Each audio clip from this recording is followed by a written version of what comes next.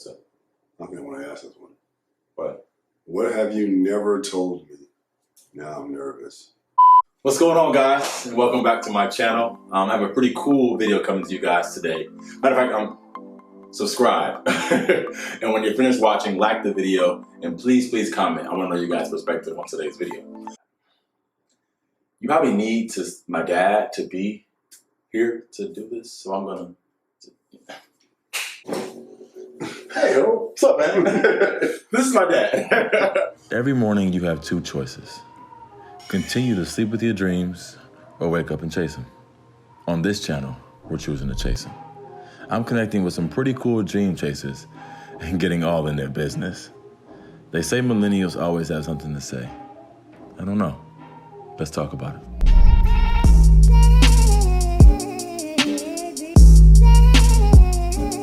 All right, cool. So you can pull the first question. Oh, Yeah. what scares you about me? What scares? Okay. Not to be morbid to start the video off, but you passing away. You know what I mean? Like, I think that scares me, just because I think for a lot of, especially young people, we're like, we want to do everything before our parents go. You know what I mean? And so you just have to think about, like, am I gonna, be who I'm gonna be before he goes? Is he gonna see me accept this award? Is he gonna see me really come into my own? Is he gonna see me figure this life thing out? And I think, or have kids and all these things you just kind of worry about with your parent. Honestly, on the same line, what would scare me that something's going to happen to you, that you won't get where you're going. I have a lot of faith in where you're going. I mean, I for some reason, I think you're going to do great things in your life. Not necessarily be rich, because rich isn't necessarily a great thing. People like rich. People who are poor like rich. What about me makes you proud? Well, that's easy. Okay. No, well, really, what about you makes me proud? It's always been, I've told you, it's your heart. And I think no matter what other gifts you may have, or whether the challenges you may have, you're a good guy. When you try not to be a good guy, you're a good guy. And I believe with everything I have, that will always save you, always bring you to a good place. I don't care what else happens. Money, relationships, no matter what, the fact that you're a good guy will always save you. And that's what I'm most proud about you.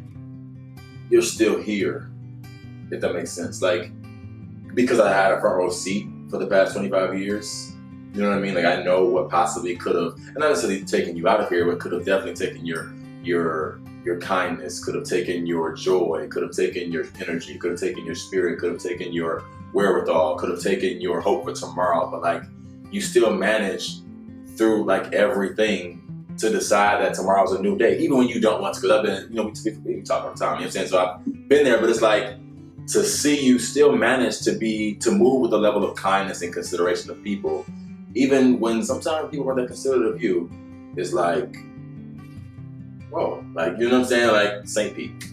I call him St. Pete. What impresses you about me? What impresses you? Don't be frustrated. What impresses me about you? You're very kind.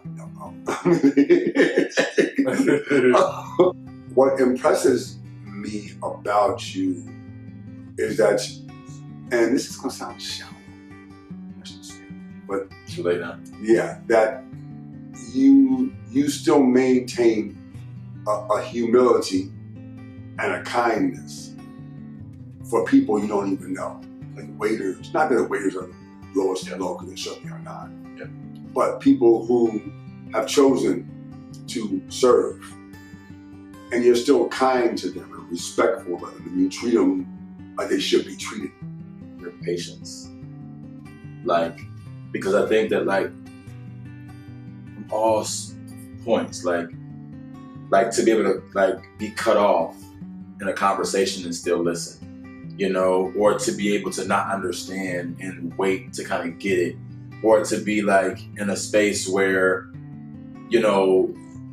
things aren't going as you've seen, as you want them to go, but being patient to see how things are going to pan out, not retreating, not running. You know what I'm saying? He's just a very patient person, and I've always admired that because I'm not that way. You know what I mean? I'm the kind of person where it's like, okay, well, this isn't making me happy, I'm out. Or you're getting on my nerves, I'm gone. Or you're, you know what I mean? But it's like for you to still be able to be in moments where you've chosen to be patient. You know, like even with my generation, like I think that's why we're so close is because, you know, you're in your 60s. Like, you don't understand a lot of my generation. Like, you don't get it. You know what I'm saying? But I think with your patience, you've been able to like really still cultivate and allow me room to be, and allow us room to grow. And it's just been like crazy. Like the level of patience that I've seen you have throughout my life has been like crazy.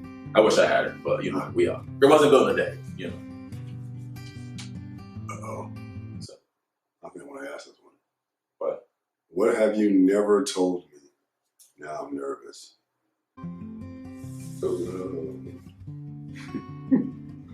I didn't think about the questions first either.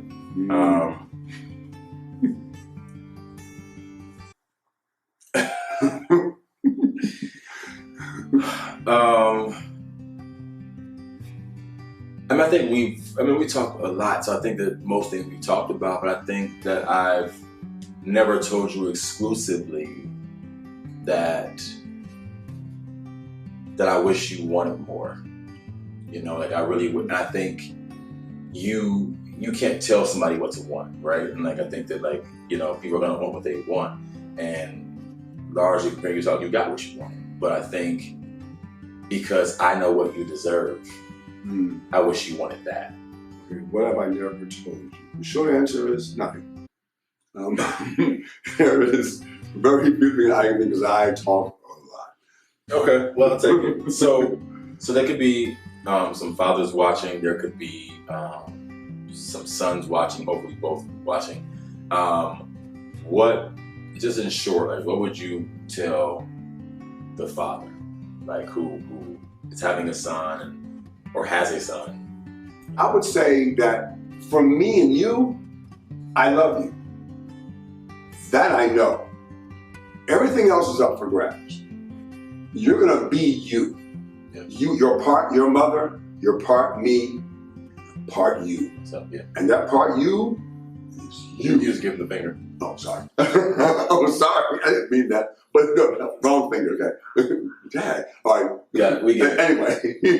but no, I get it. No, I'm saying, so I have to let you be you and trust. And you told me this a long time ago. We were talking. You said that, you know, it's like, and I told friends of mine, you know, you have a kid at 25, I'm not raising you.